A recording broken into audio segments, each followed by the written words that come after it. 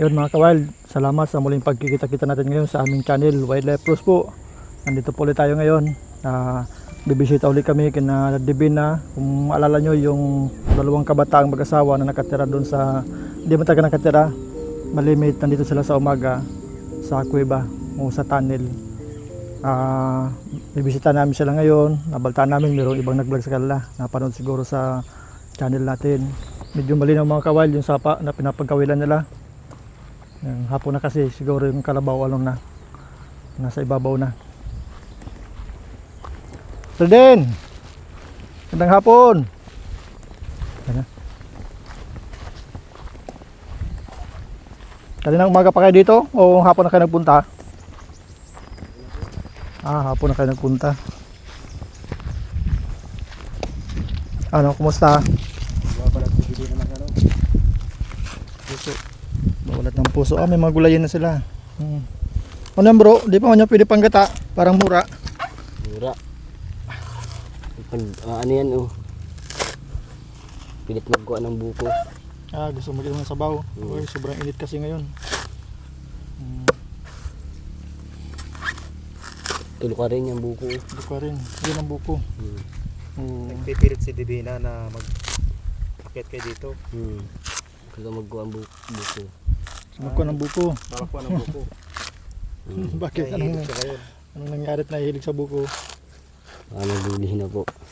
Naglilihi. Buntis ka na. Naglilihi. Buntis na si Divina. Ano Divine? May laman na nga. Buntis ka na talaga. May laman na nga. Opo. Ilang buwan na. Ilang buwan na. Isang buwan po ngayon sa ngayong May sa 14. 14. Ilang buwan na ngayon. Isang buwan na. Pinaglilihan mo ay buko. Sabaw ng buko. Sabaw po, tsaka laman. Saka laman. Tulo ka rin ito. Ano kaya yun mga kawal? Baputi kaya anak ni Divina? Pwede at buko. Oo.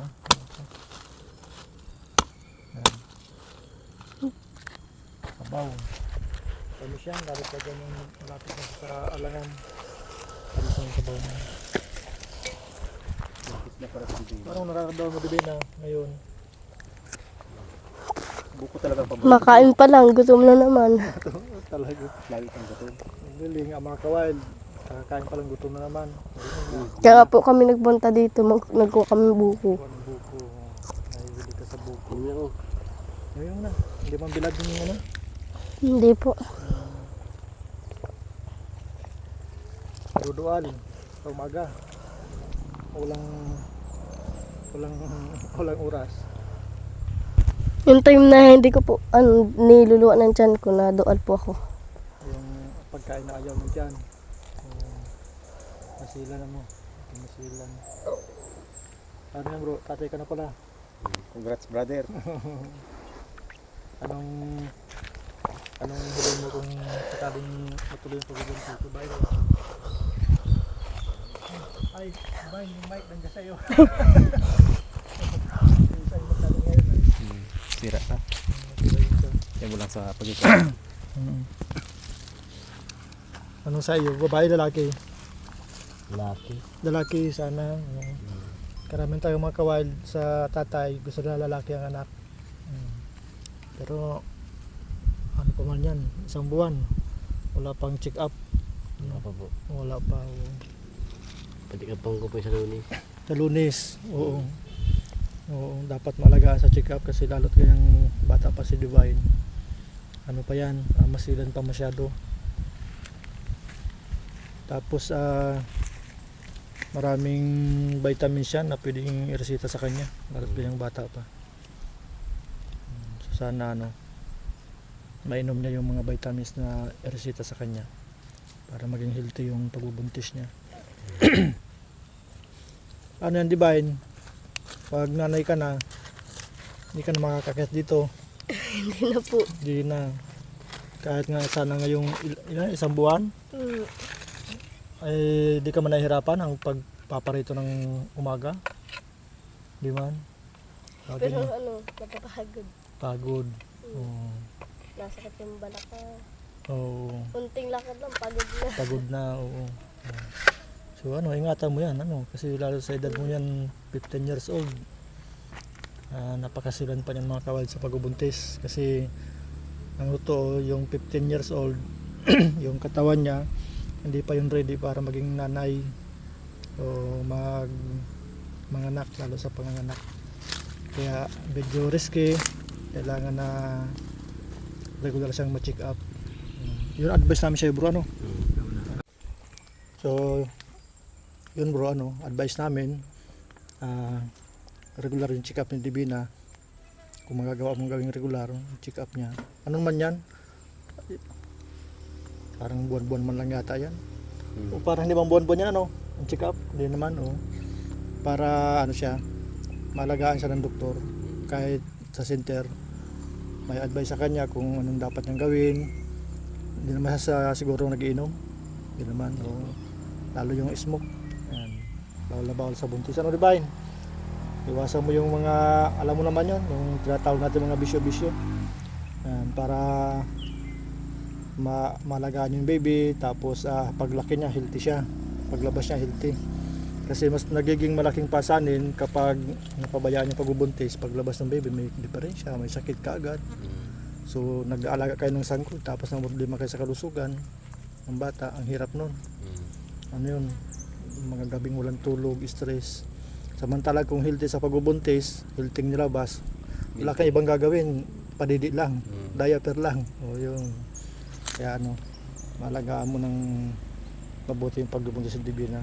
Tapos siyempre dahil bata pa si Divine, baka yung mga gawain niya na makasama sa kanya, lagi mong bantayan. Sabi-sabihan mo lang, pagbuhat ng mabigat kung hindi niya kaya, yan. Kung ano mga bagay-bagay pa. So nakuha na pala ka ng mga gulay nyo. Ayan, may gabi na. Ba't puting-puti na yung puso mo, Divine, nung nangyari dyan? Tara na, Fred. Parang malaki itong puso, kaling dito. Tinalupan mo ng tinalupan. Binalata na po niya. Ito ang paborito mo, Gusto ko po yung nakikita yung puti niya. yung puti. Ayun mga kawain, naglilisa sa kulay puti. Ayan, kaya pala binalta niya ng ubod na lang nakalabas. Gusto niya raw yung puti. Kahit ihaw lang, pwede na. Saw-saw sa tuyo. Anong plano mong luto dito? Upoy po. Ukoy, yun. Gagawin natin ng pino, tapos itlog ba? Harina. Sarina. Harina. Magic sarap lang. Okay na. Puso. May gabi sila, may pako. Libre na nga naman, kaysa bibili ka pa. So, advice namin ngayon bro sa iyo. Anong plano mo? Babalik pa kayo dito? Hindi na po. Hindi na. Mahirap na kayo Divina maglakad-lakad pa. Kasi mga kawain, Pagod na eh. may ilang kilometro na ito sa palagay mo, galing doon sa may sa inyo. Walang po. Parang hindi lang dalawa, mga 3 siguro. Kasi lalabas ka pa sa kalsada, sa crossing. Possible mga kawal, mga 3 kilometers kung lalakarin. So mahirap nga, kahit hindi ka buntisan 3 kilometers sa paglakad, mahirap. So plano mo, limitan ang pagpunta rito. Divine, kaya mo pag maglakad, pupunta rito, galing doon, hindi na. Pagod na, sasakit na yung balakang mo, lakad. So advice namin, kung magagawa mo magmamay sama dito si Divine, kung pupunta ka, mas maganda para maingatan. Ako na lang po. Ikaw na lang. Tapos ngayon, para hindi naman si Divine matuksong sumama dito at nasanay na siya dito, baka napamahal na siya dito, lalo't mahilig pala sa buko, tanggalin natin yung sinisilungan dyan ni Divine. Para hindi na siya mag-interest na pumunta pa rito. Divine, payag ka? Parang ayaw pumayag ni Divine, nasanay na kasi siya talaga ditong namamasyal dito. Para di ka na mag-interest pang pumunta rito, baka kasi maging delikado mo sa pinagbubuntis mo, tanggalin natin yung hinihigaan nyo dyan. Para pag pupunta rito, disiri din na lang, iwan ka na sa bahay nyo. Payag ka? Sige, yun gawin natin mga kawal. Kasi dahil bata pa sa Divine, talagang nangailangan siya ng advice, lalo sa panahon ng pagbubuntis, para maingatan sila. Meron kaming bibigay sa inyo, bro. Uy, kumusta pala? Nabalta namin mayroong nag-vlog sa inyo dito. Pinuntan na kayo dito. Sa inyo raw nalaman, napanood sa atin sa Wild Bros. Ayun. Meron nag-vlog sa kanila mga ka-wild. Siguro nakapanood din ng ilan sa inyo doon sa vlog niya. So, kayo nang bahalang umintindi mga ka-wild. Nagbigay naman sa inyo ng tulong. Meron namang inabot na tulong mga ka-wild. Yan. Sa Facebook mga ka-wild, yung upload namin sa Facebook sa kanila, yung isang upload namin medyo mataas ang views.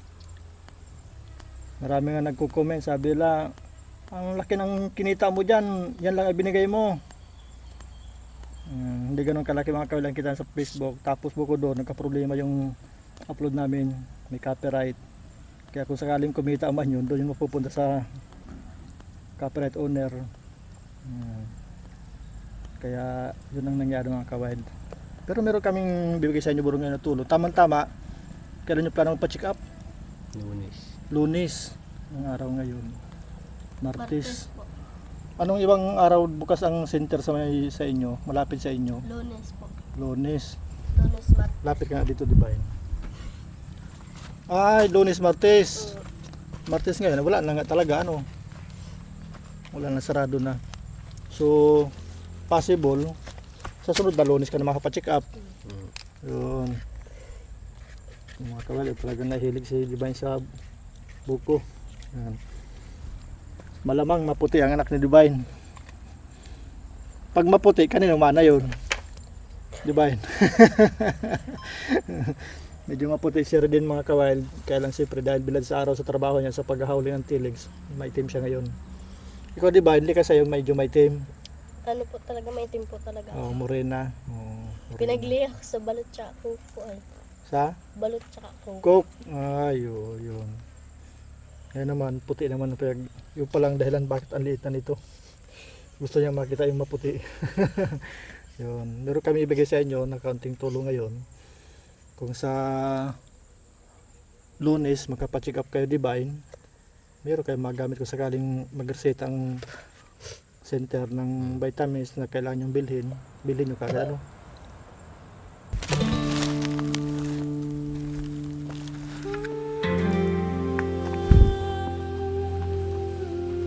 Doon mga kawild, meron tayong bibigay sa kanila na tulong. Alam natin na makakatulong ito sa kanila ngayon kasi gaya na nabanggit ni brother kanina, naghauling sila nung karang araw lang. Yan, 3 gabi raw sila naghakot. Hindi naman yung buong gabi, pero ibig sabihin 3 session na inabot ng 3 gabi. 700 lang yung kinita nila. So ano lang yun, pambigas lang yun. Kung meron pa ibang gastusan, wala na. Maraming salamat po kay Ma'am Karen sa tulong pong pinadala nyo.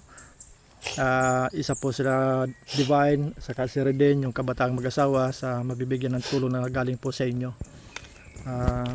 4,000 ito ano. Gamitin nyo ng tama ano. Lalo na pangunahin sa pagbubuntis ano. Lagi kang gutom sabi mo. Marami kang kakainin bigas. So 1, 2, 3, 4. Yan. 4,000 ito. Advice namin, unahin yung pagpa-check up ano. Kasi di pa ninyo tiyak kung anong kalagayan ng pinagbuntis. Kung okay lang, maganda yon. Kung medyo risky, kailangan na pag-iingat. Sundin nyo yung sinasabi ng doktor o kaya ng nurse sa center ano. 4,000. Yan. Kay Ma'am Karen. Maraming salamat po Ma'am Karen. Lalo't buntis po ako, maraming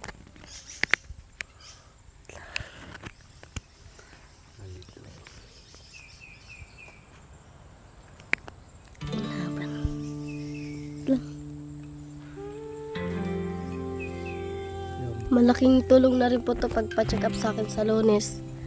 Pambili po ng prutas. Tapos pangangailangan po sa bahay. Maraming salamat po.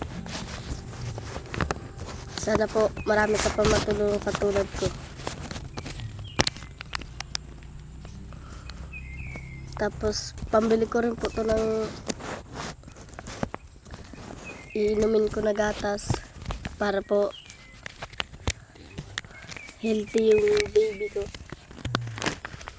Ang nararamdaman mo ngayon na magiging nanay ka na. Masaya po. Masaya. Oo.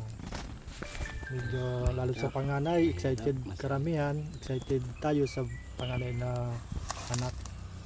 So sana dalangin natin mga kawild ay maging safe yung pagbubuntis ni Divina kahit siya'y kabataan pa para lumabas yung baby na healthy.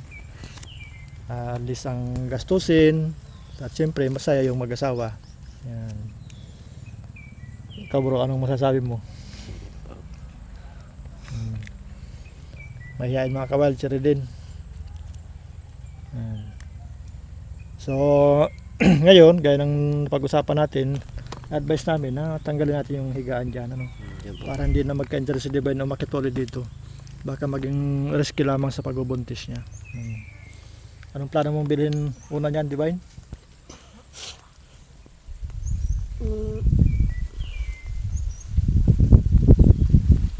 Kung sakali man na meron kayong kailangan bilhin ngayon, yung 2,000, itabi mo na para sa Opo. Lunes. Ano, para sigurado. bibili ko po yung 2,000 ng pangangailangan sa bahay, katulad po ng bigas. Tapos kahit isang plywood lang po para po madingdingan yung ano namin. Kasi ang dingding lang po noon ay kurtina lang po. Cortina. Kapag isang ganun lang kita na kami. Oo. Kaya po mapasiguro na rin po ko isang plywood. Napanday nyo na ba yung year tala natin nung nakaraan? Opo. Sa buong na po.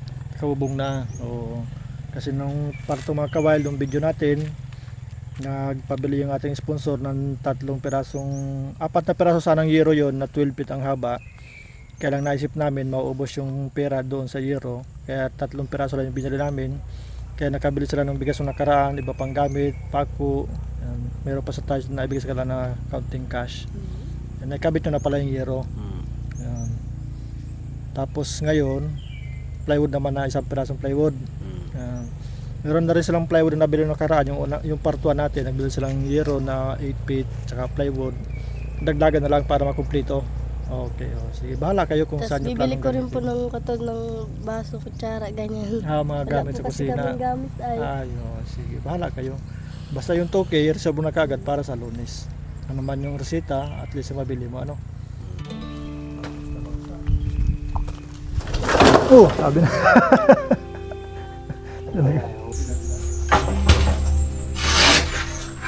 Ang tuwid, bigyan mo sa bit. Ano ito? Lambot lang ito. Lambot yan. Yan, pili yan.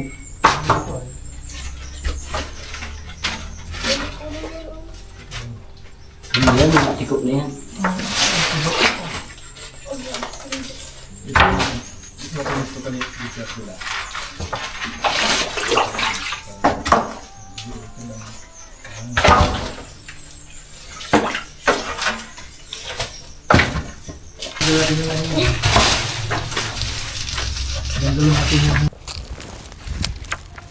Ang diba, parang nalulungkot lang tinanggal natin yung ano mo ha.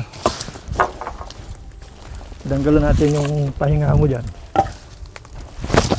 Okay. Shout out nga pala po kay Manay ng Bahrain. Salamat po. Thank you po ma'am. Shout out din po pala kay Raul Anay. Tapos meron pang isang papa-shout out kay Norlito Ripari Vlog. Shout out po sa inyo. Maraming salamat po sa patuloy niyong panonood. Saka doon po sa isang comment, nais po namin basahin yung ilang portion ng kanyang comment. Sabi niya, nakaka-relax sa panoorin ang lahat ng mga content ninyo, kawild. Thank you po sa mga comment nyo mga kawild. Nag-comment nga pala nito ay si Rosie Lucero, 2420. So nababasa po namin mga kawild ang lahat po ng mga comment ninyo. Maraming salamat po. Saka yung mga likes nyo po, maraming salamat po sa pag-iwan ng remark sa aming video. Lubos po namin napahalagan yon at yun po ay nakatulong ng malaki sa aming munting channel. At kung bago po kayo mga kawild sa aming channel, paki-subscribe na rin po. Thank you po.